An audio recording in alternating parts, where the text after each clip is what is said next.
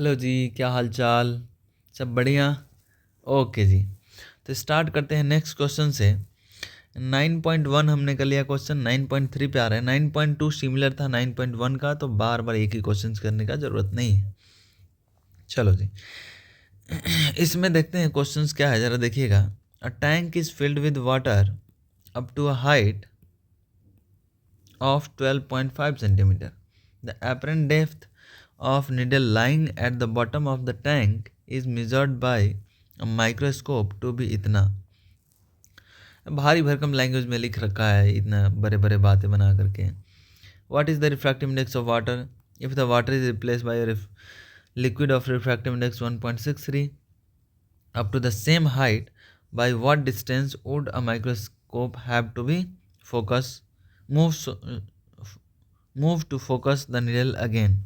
चलिए जी, देखते हैं क्या कह रहा है। पहले तो कह रहा है कि ये एक टैंक है जिसमें वाटर फुल है, और इसका हाइट है मतलब 12.5 सेंटीमीटर हाइट तक ये इसमें वाटर फिल कर रखा है। ठीक है जी। इसके बॉटम में एक निडल है। ये निडल, इसको माइक्रोस्कोप से देख रहे हैं तो इसका जो एपरेंट हाइट हमें दिख रहा है वो कह रहा है कि 9.4 सेंटीमीटर है। ठीक है जी, 9.4 है। तो एपरेंट डेप्थ का अगर आपको फॉर्मूला याद हो, D is equal to D dash by mu, तो आप देख सकते हो यहाँ से D दे रखा है 12.5 सेंटीमीटर, म्यू दे रखा है, सॉरी म्यू ही तो निकालना है तो म्यू निकल जाएगा, और D डैश भी दे रखा है 9.4 सेंटीमीटर। तो यहाँ से म्यू आ जाएगा D बाई डी डैश, और यहाँ से D का वैल्यू रख देंगे 12 which is real height, real depth है ना। Real depth divided by apparent depth होता है म्यू। तो यहाँ से हम रख देंगे D का वैल्यू 12.5 और D डैश का वैल्यू 9.4 सेंटीमीटर, तो हमें रिफ्रैक्टिव इंडेक्स 1.32 के आसपास मिल जाएगा।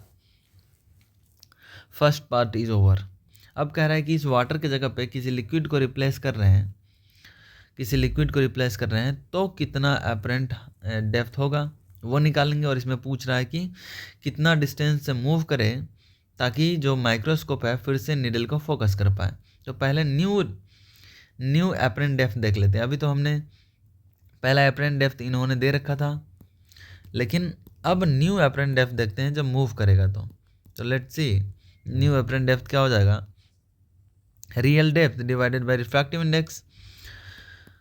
तो शिफ्ट कितना से करना पड़ेगा इस माइक्रोस्कोप को, तो शिफ्ट करना पड़ेगा जो पहले मान लो कि ये माइक्रोस्कोप का पोजीशन था, ठीक है जी, ये पोजीशन था, और यहाँ पे मान लो कि यहाँ पे इसका वर्चुअल इमेज बन रहा था यहाँ पे, ठीक है, यहाँ पे वर्चुअल इमेज बन रहा था, मान लेते हैं।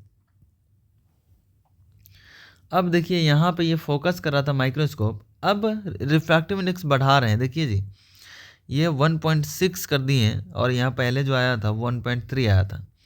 तो जो एपरेंट डेप्थ है वो अब घटेगा, यानी कि ये जो इमेज बन रहा था इसका वो और ऊपर जाएगा। इसका मतलब दूसरी बार इमेज कहीं यहाँ बनेगा। तो इस इमेज को फोकस करने के लिए हमें माइक्रोस्कोप को रिवर्स बैक ले जाना पड़ेगा। ठीक है जी, और कितना से ले जाना पड़ेगा, तो D dash minus D double dash कि नया जो एपरेंट डेप्थ है उसको माइनस कर देंगे प्रीवियस एपरेंट डेप्थ से। कि यहाँ पे इमेज बन रहा था ये 9.4 सेंटीमीटर था जो कि क्वेश्चन में ही दे रखा था, अभी बन रहा है यहाँ पे, इसको डिवाइड करोगे ये डिस्टेंस कितना आएगा, ये D डैश है और D डबल डैश है, और D डबल डैश इतना आएगा 12.5 डिवाइडेड बाय 1.63। ठीक है जी, तो आप यहाँ से देख सकते हो कि D डैश यहाँ पे आएगा। इसका मतलब हमें माइक्रोस्कोप को फोकस करने के लिए और ऊपर मूव कराना पड़ेगा, कितना से जी, तो 9.4 माइनस D डबल डैश, इतना से शिफ्टिंग हुआ, तो इतना से हमें इसमें भी शिफ्टिंग करना पड़ेगा माइक्रोस्कोप में भी। तो यहाँ से हम आंसर लिख सकते हैं। होप आपको समझ में आया होगा। तो मिलते हैं नेक्स्ट वीडियो में, तब तक के लिए बाय बाय।